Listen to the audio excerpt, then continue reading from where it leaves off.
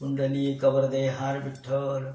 श्री ज्ञानदेव तुकाराम पंढरीनाथ महाराज की जय. म्हणून स्वधर्मे जे अर्जे ते स्वधर्मेची विनियोगिजे, मग उरे ते भोगिजे संतोषेसी. माऊलींनी या ठिकाणी 3ऱ्या अध्यायामध्ये कृष्णार्जुन संवादाच्या निमित्तानं स्वधर्म पालनाचं महत्त्व सांगितलेलं आहे. आणि हा स्वधर्म म्हणजे काय याचं विवरण त्यांना यासाठी आवश्यक वाटतं की ज्या काळामध्ये माऊली ज्ञानेश्वरी सांगतायत तो काळ मोठा अत्यंत सामान्यांच्या दृष्टीने आणि संपूर्ण धर्म कर्मकांड याच्या दृष्टिकोनातून गोंधळलेला किंवा गोंधळाचा स्वरूपाचा काळ होता. अत्यंत गोंधळलेली परिस्थिती सर्व समाजामध्ये होती. धर्म कोणता आहे, अधर्म म्हणजे काय, धर्माने वागायचं तर कसं वागावं यासंबंधी सामान्य माणूस हा अत्यंत विचलित झालेला होता. त्याच्या मनामध्ये कोणत्याही प्रकारच्या धर्म कर्माच्या संदर्भात स्पष्ट भूमिका नव्हती. आणि म्हणून अशा वैदिक काळामधल्या यज्ञाचं स्वरूप, मधल्या काळामधील तंत्रसाधना आणि या दोन्हीचा अत्यंत पगडा समाजावर असल्यानं समाजाचं फार मोठं नुकसान होत होतं. सामान्य माणसाला धर्म काय हे कळत नव्हतं. म्हणून माऊलींनी या ठिकाणी धर्माची व्याख्या करण्यासाठी हा स्वधर्म हा संदर्भ अत्यंत विस्ताराने मांडलेला आहे. ते म्हणतात की जे यज्ञामध्ये समर्पित केलेलं असतं, आपण यज्ञामध्ये आहुती देतो, इदं नमम, तेव्हा इदम म्हणजे संपूर्ण विश्व. इदम म्हणजे काय, इदम म्हणजे जे जे आपण मिळवतो त्या सगळ्याला इदम म्हटलंय. आसपासच्या सगळ्या वस्तू म्हणजे इदम. आत्म्याशिवाय जे जे काही आहे ते इदम. आत्मा हा फक्त स्वतंत्र आहे. पण मग ज्या भौतिक गोष्टी असतील किंवा इंद्रियाचे व्यापार असतील किंवा या जगातल्या याच्यायावत सगळ्या वस्तू असतील, याला इदम असा शब्द आहे. आणि हे इदम माझं नाही तर हे ईश्वराचं आहे, ही भावना महत्वाची आहे. म्हणजे आपण हे सगळं मिळवलेलं माझंच आहे असं म्हणून जेव्हा आपण स्वार्थांधपणाने व्यवहार करतो तेव्हा संघर्षाचे प्रसंग निर्माण होतात. व्यक्ती व्यक्तीमध्ये भांडण निर्माण होतं, भावा भावामध्ये भांडण निर्माण होतं, भावा बहिणीमध्ये भांडण निर्माण होतं, मुला बापामध्ये भांडण निर्माण होतं, संघर्ष निर्माण होतो, राष्ट्रांच्या मध्ये सुद्धा संघर्ष निर्माण होतो. कशामुळे, हे माझं आहे, अरे हे ईश्वराचं आहे आणि ईश्वराचं आहे आणि त्याला अर्पण करा आणि मग जे आपल्या वाट्याला येईल ते तुझं आहे असं तू मानलं पाहिजेस. आपण पाण्यामध्ये उभा राहतो आणि पाण्यात उभा राहिल्यानंतर हातामध्ये ओंजळीत पाणी घेतो. कुठलं पाणी घेतलं हो आपण, त्याच नदीतलं पाणी घेतलं, त्याच डोहातलं पाणी घेतलं, त्याच समुद्रातलं पाणी घेतलं. एक ओंजळभर पाणी घेतलं समुद्रातलं. समुद्र तर अथांग आहे, समुद्र अफाट आहे. समुद्रातलं पाणी हे मोजता येण्यासारखं नाही, अगणित आहे. पण त्याच्यातलं ओंजळभर पाणी घेतलं आणि त्याला तुम्ही माझं पाणी असं म्हणालात. आणि ठीक आहे, माझं म्हणू द्या, तुमच्या ओंजळीत आलं म्हणून तुम्ही माझं म्हटलात, पण ते पुन्हा समुद्राला समर्पित करा. ते कोणासाठी, सूर्यासाठी. त्याला आपण अर्घ्य म्हणतो. म्हणून सूर्याचं तेज घेऊन आपण काडवातीने सूर्याला ओवाळतो. सूर्याला तेजस्विता काही नाहीये का, पण तरी आपण एका फुलवातीने काडवातीने सूर्याची ओवाळणी करतो. हे तेज कुठून घेतलं आपण, सूर्याकडून घेतलं. तेव्हा हा मुद्दा आपण सूक्ष्मपणाने लक्षात घेतला पाहिजे की या जगामध्ये ज्या ज्या गोष्टी आहेत त्या आपण निर्माण केलेल्याच नाहीत. तुम्ही एका मातीच्या कणासाठी भांडता. आपण कौरव पांडवांचं युद्ध पाहिलं, कशासाठी झालं. कौरव म्हणाले की या सुईच्या आग्रावरचं मातीचा कण देखील मी देणार नाही. अशी जेव्हा त्याची स्वार्थांध भूमिका होती तेव्हा कृष्णाला युद्ध करण्याचं प्रवृत्त, युद्ध करण्यासाठी करावं लागलं. त्याचं कारण काय होतं की हे तुझं नाहीये, पण तू स्वार्थाने तू तुझं मानतोस. या जगात मातीचा कण देखील आपण निर्माण करू शकत नाही. सांगा, मातीचा कण आपण निर्माण करू शकतो का? नाही. आपण मातीनं विटा निर्माण करू, पण माती ही मुळात ईश्वराने निर्माण केलेली आहे. तुम्ही लाईट लावता, परंतु सूर्याचा प्रकाश हा ईश्वराचा आहे.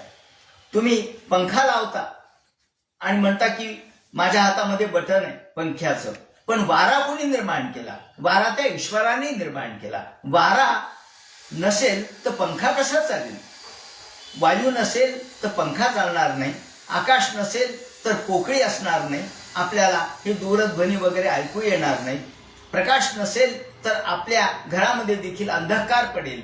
म्हणजे हे सगळं ईश्वराचं आहे, हे सगळं देवाचं आहे, हे सगळं भगवंताचं आहे, याची जाणीव तुमच्या मनामध्ये असली पाहिजे. आणि म्हणून यालाच त्यांनी यज्ञ किंवा याला समर्पण भावना असं म्हटलंय. तेव्हा आपण माझं माझं म्हणतो तेव्हा तिथं स्वार्थांधता येते, पण हे ईश्वराचं आहे आणि ईश्वराला अर्पण केल्यानंतर उरल ते माझं आहे असं म्हटल्यानंतर त्यामध्ये कुठलाही स्वार्थ, कुठलाही यामध्ये दोषारोप येणार नाही. कारण भगवंताला अर्पण केल्यानंतर जे उरेल ते माझे. म्हणून नैवेद्य दाखवण्याची संकल्पना ही यामागे हे सत्य दडलेलं आहे. नैवेद्य यासाठी दाखवायचा, देव खातो म्हणून दाखवायचा नाही. लोक म्हणतात का हो तुमचा नैवेद्य देव खातो का? नाही खात, न खाऊ द्या, पण देवाला आपण मनःपूर्वक काहीतरी समर्पित केलंय आणि त्याच्या आदेशाने आपण ते स्वीकारलंय, ही त्याच्या मागची उदात्त भावना आहे. जे जे आपण मिळवू ते ते ईश्वराला समर्पित करायचं. अनेक लोक अत्यंत सश्रद्ध आहेत आणि पहिला पगार झाला की 1 तारखेला ते देवासमोर ठेवतात आणि मग संसारासाठी खर्च करतात. देवासाठी 1 रुपया का असेना ते आधी देवघरात ठेवतात आणि मग बाकीचा खर्च सुरू करतात. का देवाला का 1 रुपया मिळत नाही का? असं नाहीये. बालाजी तर कोट्यवधी रुपयाची श्रीमंती बालाजीकडे आहे, परंतु आपण 1 रुपया त्याच्या समोर ठेवला, तो समर्पित त्याच्या भावनेतून ठेवला आणि म्हणून भावना सर्वात श्रेष्ठ आहे. या भावनेचा हा आविष्कार असल्यामुळं ते म्हणतात की जे जे यज्ञाला आपण समर्पित केलं ते यज्ञावशिष्ट भोगी म्हणून निसांडीचे तो अघी. जर कुणी यज्ञाचं अवशिष्ट हा नकार देत असेल स्वीकारायला, किंवा यज्ञाचा अवशिष्ट कोणी खात नसेल, म्हणजेच नैवेद्य दाखवून कोणी खात नसेल, किंवा देवाची पूजा अर्चा करून जर कुणी आपली पोटपूजा नंतर करत नसेल, तर तो महारोगी असं माऊली म्हणतात. एखादा महारोगी ज्याप्रमाणे त्याने अमृताचं ताट बाजूला सारावं, त्याप्रमाणे तुम्ही मनाच्या दृष्टिकोनातून रोगीट आहात, कारण तुम्ही अमृताचा या ठिकाणी अभेर केलेला आहे. त्यामुळं जयापरी महारोगी अमृत सिद्धी की तत्वनिष्ठ जैसी नागवे भ्रांतिलेशा, तो शेषभोगी तैसा नागळे दोषा. म्हणून स्वधर्मी जे ते स्वधर्मीची विनियोगीचे आणि जे उरे ते भोगीचे संतोषेशी मागृता कस्यचित धनम. या ठिकाणी ईशावास्यमिदं सर्वम यत् किंचित जगत्यान जगत, याचा उल्लेख मी काल केलेला होता. ईशावास्योपनिषदामधला हा मंत्र आहे. त्यामध्ये त्यांनी म्हटलंय की यत् किंचित जगत्यान जगत तेन त्यक्तेन भुंजिथाः, त्यक्तेन भुंजिथाः. आधी भगवंताला समर्पित करा, त्याग करा आणि मग भोग घ्या. तेव्हा याला आपण श्रेष्ठ अशा प्रकारचा धर्म म्हणतो. असा जर कुणी आधी त्याग आणि मग भोग घेत असेल तर तो धर्मानेच वागतोय. तो भोगतच नाहीये, तो त्यागाचाच आविष्कार करतोय. आणि म्हणून त्यक्तेन भुंजिथाः मागृता कस्यचित धनम. या ठिकाणी मागृधा असं म्हटलंय. गृध म्हणजे गृध्र, गृध्र म्हणजे गिधाड. गिधाड शब्दाची व्युत्पत्ती गृध्र.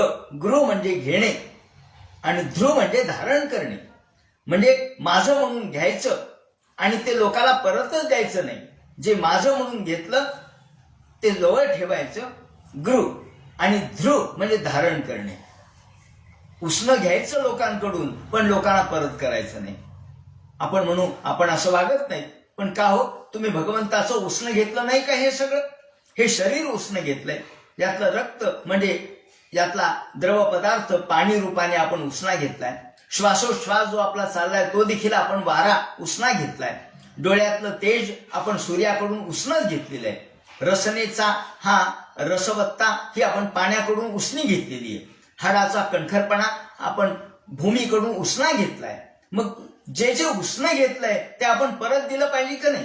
पण आपण हे देह माझाच आहे आणि तो मीच वापरणार असं म्हणून जेव्हा अधिकार गाजवायला लागतो तेव्हा या ठिकाणी धर्म हा विधर्मामध्ये परिवर्तित होतो.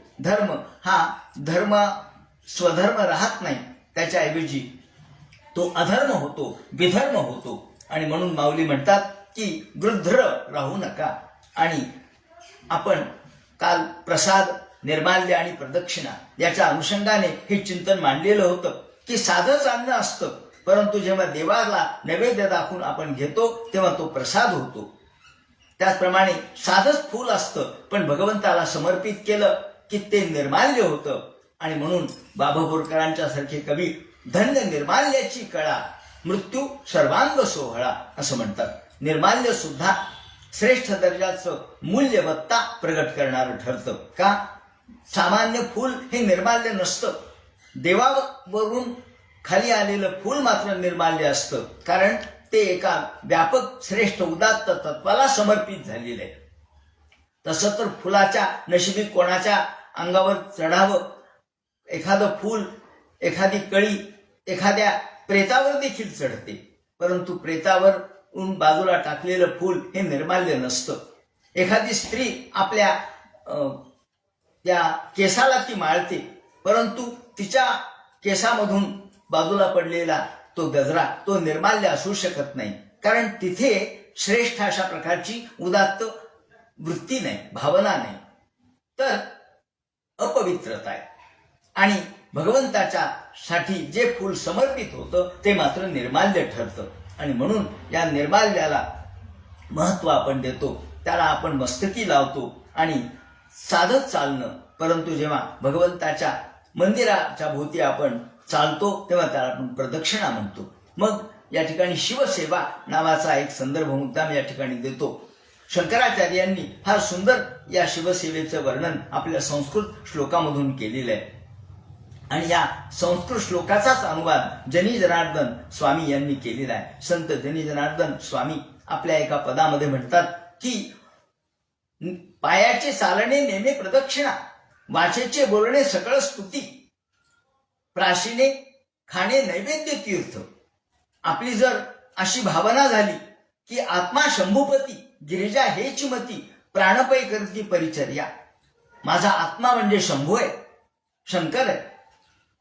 प्राण हा या ठिकाणी आत्मा शंभूपती आणि गिरिजा हेची मती, आपली बुद्धी म्हणजे पार्वती आहे. आणि आपला देह, देहाचे इंद्रिय म्हणजे सगळे परिवार आहे शंकराचा. भूत प्रेत गण आहे किंवा नंदी भृंगी यासारखे त्यांचे गण आहे. अशी जर आपण भावना केली, आपला आत्मा म्हणजेच शंभू आहे, शंकर आहे, तर तुमचं चालणंच प्रदक्षिणा होईल, तुमचं बोलणंच मंत्र होईल, स्तुती होईल, तुमचं खाणं हे नैवेद्य होईल आणि तुमचं पाणी पिणं सुद्धा तीर्थप्राशन होईल. पण तितकी उदात्त भावना आपल्या अंतःकरणात आपण ठेवली पाहिजे. देह हा परिवार आहे, देह हे मंदिर आहे आणि आत्मा हा प्रत्यक्ष ईश्वर आहे. आत्मा हा ईश्वर, आपण एका गाण्यामध्ये ते ऐकत असतो की देह हे मंदिर आहे आणि आत्मा परमेश्वर, आत नांदतो परमेश्वर.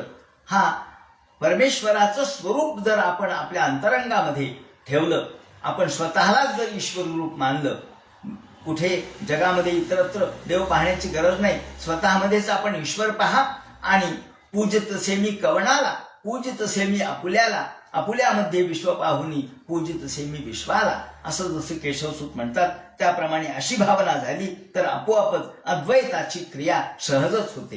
ही अद्वैत क्रिया, यामध्ये भावाद्वैत, क्रियाद्वैत आणि द्रव्याद्वैत अशा 3 गोष्टी या ठिकाणी सांगितलेल्या आहेत. तेव्हा या 3 गोष्टीचा विचार अद्वैत पातळीवर केलेला असतो. आणि म्हणून अन्नम ब्रह्मेति विजानात, अन्न हे ब्रह्म म्हटलंय.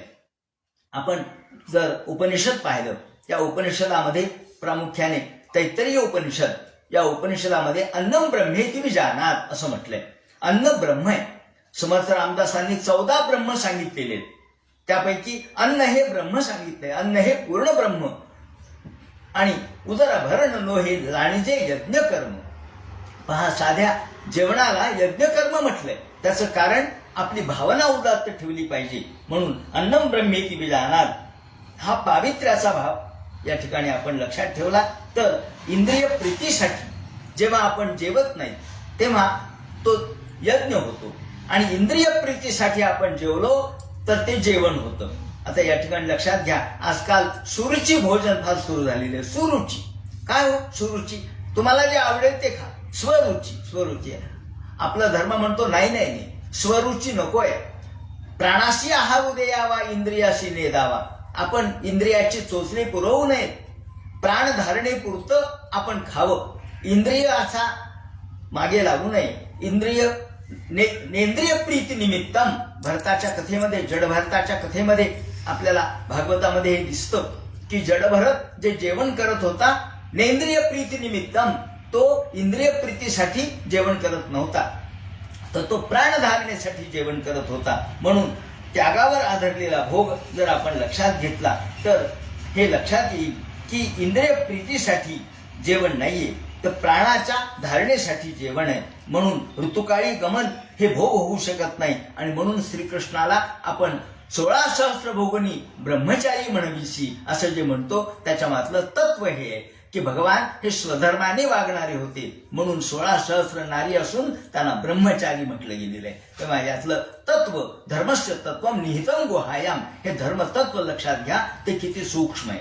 असो, आता उद्याच्या चिंतनामध्ये बाकीचा पुढचा विचार करू. कुंडली गवर्दे हर विठ्ठल श्री ज्ञानदेव तुकाराम पंढरीनाथ महाराज की जय.